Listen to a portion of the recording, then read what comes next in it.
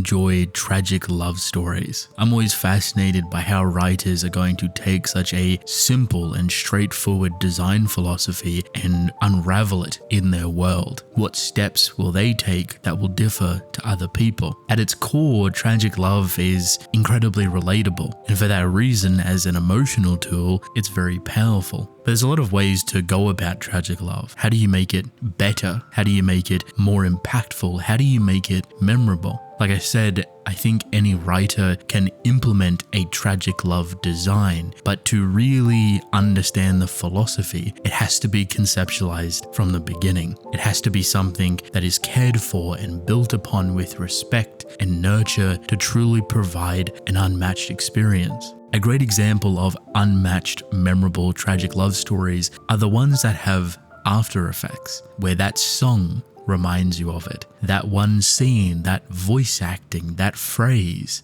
that moment, any little bit and piece that isn't related to the actual outcome will remind you of that horrifying, sad moment. And that for me is the most powerful thing. It is super easy to attach a beautiful song to this moment, and every time you hear that song, instantly think of that scene. This works for pretty much anything that you're trying to accomplish as a writer, but for tragic love, it's almost like those emotions come flooding back into you. Every time you hear that music, or you hear that phrase, or you hear that voice acting, that moment and those feelings bloom once again. One could say that this is the end goal of the tragic love design philosophy, playing on its relatability, the fact that me, you, and everybody else can understand it. You understand tragedy and you understand love. So it's not like you have anything to really be confused by. Tragedy at its peak, its highest form, is usually death, but not always. Love at its highest peak is usually a beautiful, loving, and endearing relationship. But again,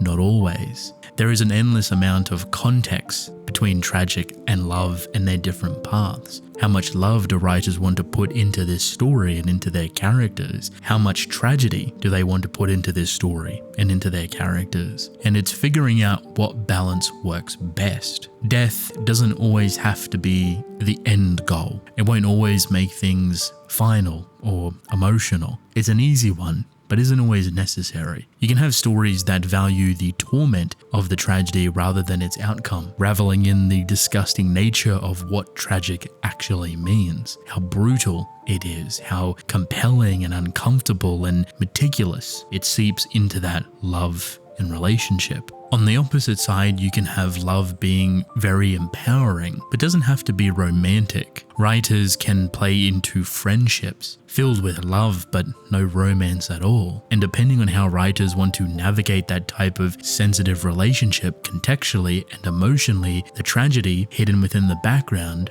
may even be non-existent, will hurt just as much as if you were playing on it fully.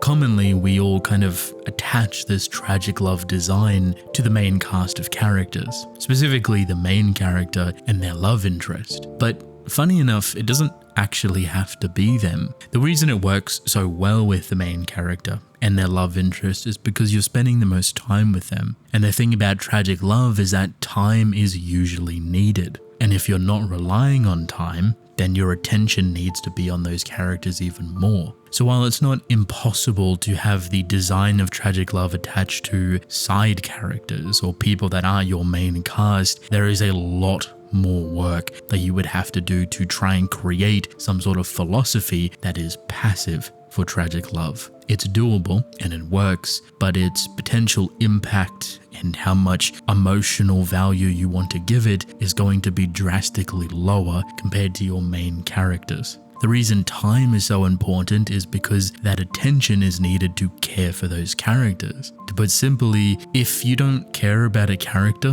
why would you care about them dying? Why would you care about their romance? So a lot of writers take that time to reel you into that world, to get you to love these characters, to get you to love this relationship. They might not even show the tragic nature of this world at all. Or they may use a tragically fueled world as context to make that relationship even more fruitful, to make you care for these characters in dire, desperate situations. But as you can see, it all tailors to the same point, for you as a reader to care what the writer is doing. And if you don't care about these characters, you don't care about their relationship, you will not care when it comes for them to die. I find it funny that time and attention and focus is key components to tragic love, but funny enough, you can do it fast. I'd say there's two completely different elements of the tragic love design philosophy. On one side, you have fast tragic love, and the other, you have slow.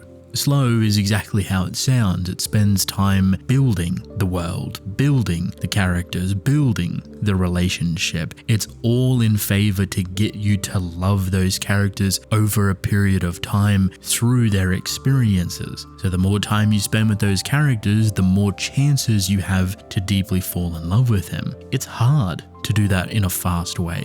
Try to fall in love with a character in the first 2 episodes of a show and it's going to be difficult, but not outright impossible. This might surprise you, but fast tragic love isn't technically the opposite. Instead, it relies on the intensity of building that connection. So if you have a short amount of time of these two characters coming together, you can't spend time dawdling around. You can't spend time building them up slowly. Instead, you have to make their connection intimate and intense. They need to be challenged. They need to be forthcoming. They need to steal focus. Fast and slow tragic love is really fascinating to watch unfold in real time. Cyberpunk Edgerunners, David and Lucy's character is a slow tragic love. It spends multiple episodes building their relationship up incredibly well, and it relies on the backing of the cyberpunk world being known as tragic, that there are no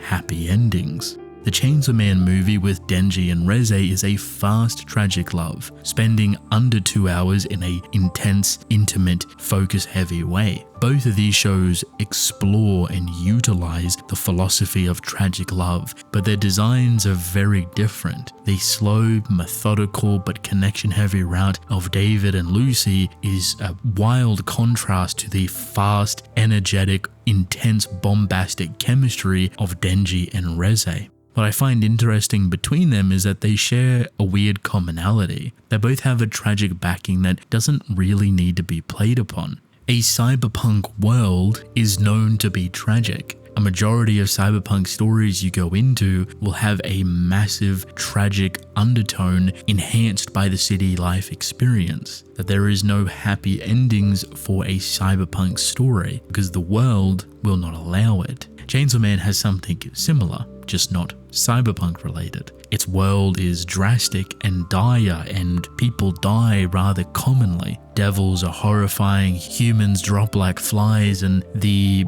pre-work for Denji's character is tragic. Unfortunately, anyone that comes in contact with him will not really have a happy ending. And while you don't outright know these things directly, these aren't hard set rules that writers have to abide by. Cyberpunk tragic world or Denji's trauma relationships with other characters, it does give you enough backbone to understand where the tragedy line is pulling through.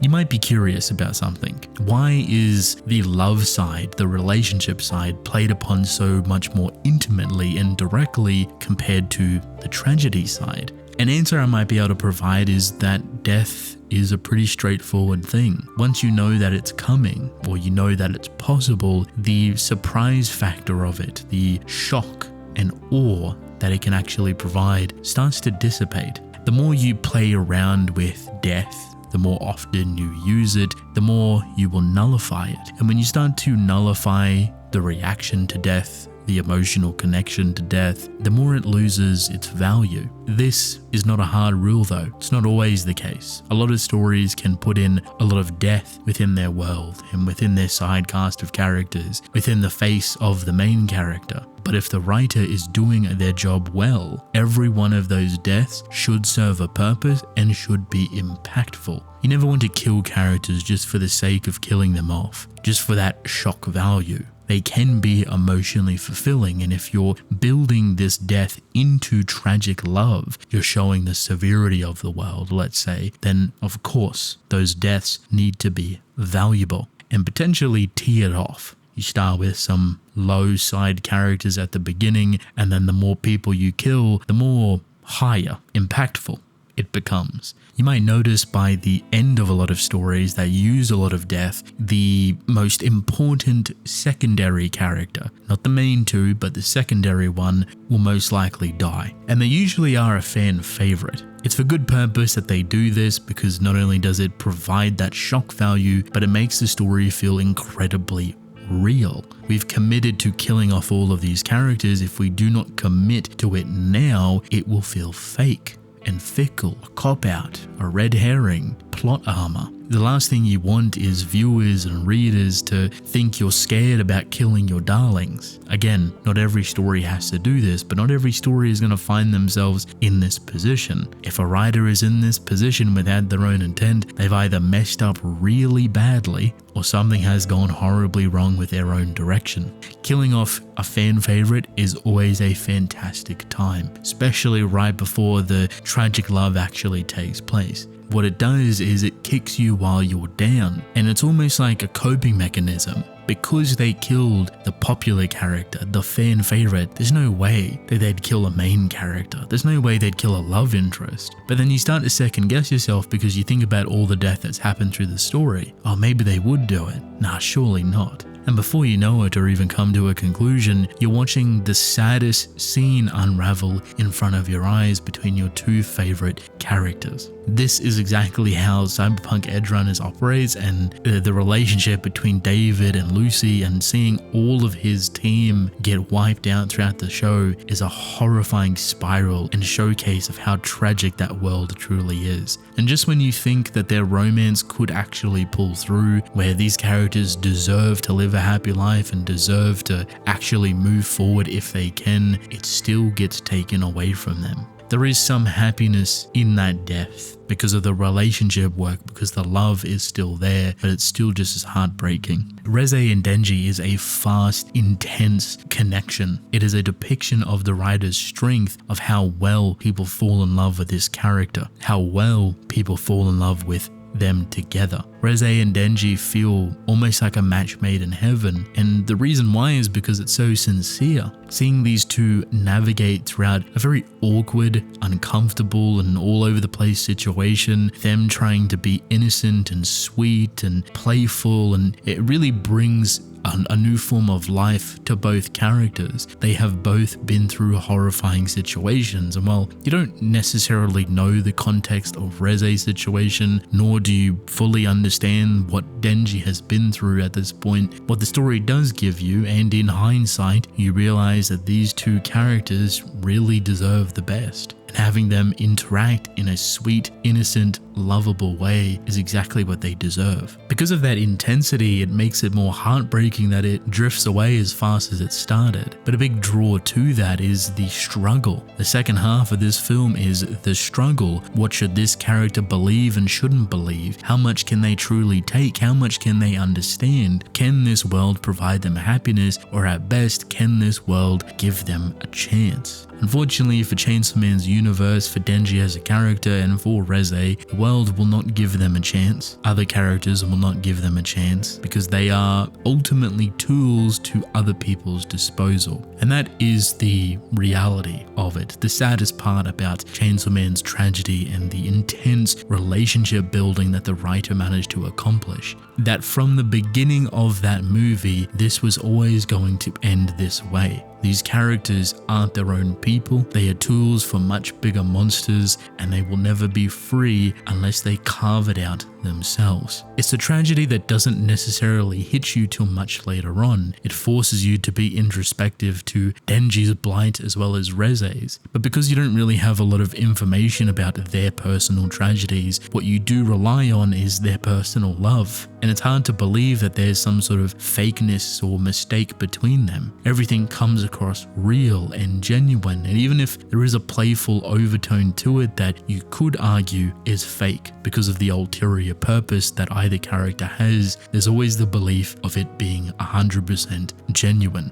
And whatever way you want to decide on how to reach that outcome, both are incredibly sad. So when you get to that final scene, the desperation, the struggle, the sadness of not knowing, it hits like a ton of bricks. And funny enough, the story just continues. The world keeps ticking over almost like nothing happened. a slice of tragic love and a much bigger problem. There's so much more that can be taken into consideration, that can be played upon, that can be connected to it. It isn't just this. Do you want to know the reason why I like tragic love so much? A very long time ago when I was a kid getting introduced into anime and manga, I watched a random show called Clannad, a sweet slice of life high school romance story. What I didn't know is that within the end half of that show, I would get hit with 2 versions of tragic love, and arguably the most memorable ones I'll ever experience in my life. 1, because I didn't expect it to happen. 2, because I was so new and fresh to anime and manga as a kid. And 3, it hits you back to back. And it's one of the only stories to do it so close to each other in probably the most desperate, tragic way that you could think of. Your childhood sweetheart, the love of your life, you're finally starting a family with her, she's pregnant with your first child, and she dies giving birth. That hurt me to my core. But not long after that, that child that managed to survive, this now broken father trying to pick up the pieces of watching the love of his life die during childbirth, that child also dies. One might call it overkill. I call it one of the most painfully emotional experiences I've ever had. It's the reason I fell in love with this design, reason why I love to see the philosophy for it explored in so many different ways, and the reason it continues to be just as powerful so many years later. I'm sure you have a favorite moment, a favorite song, a favorite scene, a favorite character relationship, a favorite death in any story, any medium that you can think of. If you have that, please, I'd love to hear it, and why exactly it hurt you so much, and why you remember it to this day.